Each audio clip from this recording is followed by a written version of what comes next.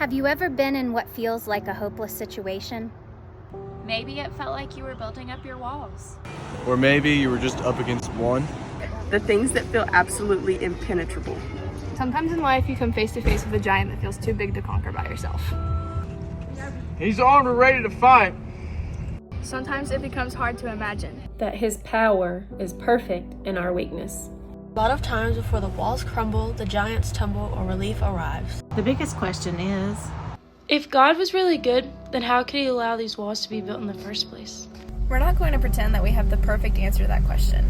Nor are we going to pretend to know just how dark the path that you have walked to get here has been. However, God shows up most in those hopeless situations. And all throughout the Bible, God stands with people who are in seemingly hopeless situations.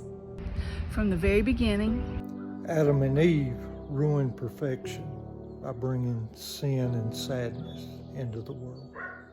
It was a hopeless case. Moses was cornered at the Red Sea with the most powerful army on earth on his heels.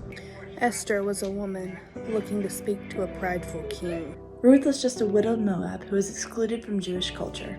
Noah was called crazy in the midst of destruction. The youngest son was too dumb. Jonah wasn't the best at his job, and he was stuck in a fish. Mary Magdalene was engulfed by demons. Jacob was a cheater.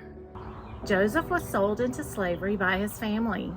Gideon was 300 against 300,000. Tamar was left without a husband. Daniel's roommate was a lion, and his friends were thrown in an oven. A hopeless case.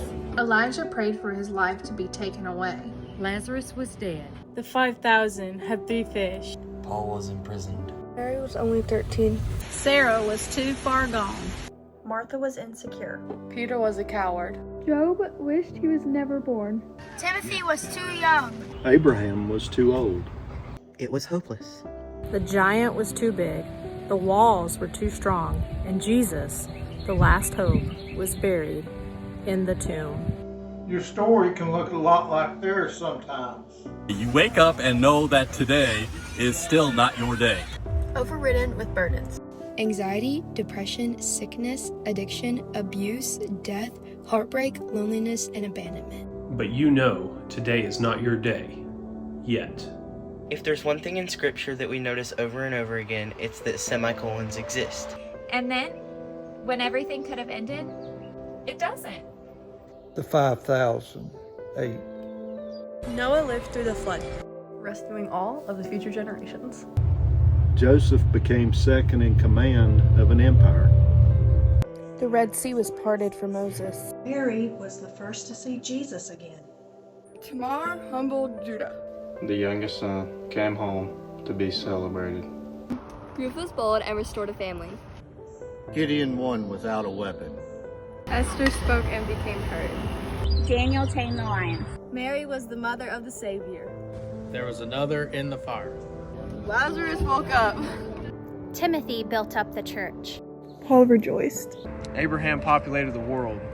Job received his blessings tenfold. Peter became the rock of the church. Sarah had her son. The giant's head was on a platter.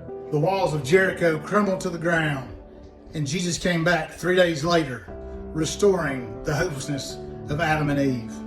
God turns messes into messages. He turns trials into triumph. A victim into a victory. A temptation into a testament.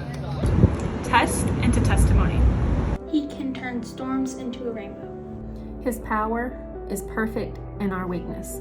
Take time to heal your inner child and reassure yourself. I am brave. I am worthy. I am strong. I'm loved. I am courageous. I am enough. I am the child of the King. And I will get through this. We want this to be your reminder. It's okay to have hard days. And better days are coming. You are not alone. Always keep going. And you are not forgotten. The Creator in the universe believes in you. He knows your name.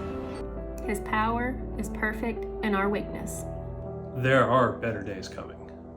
And we love you.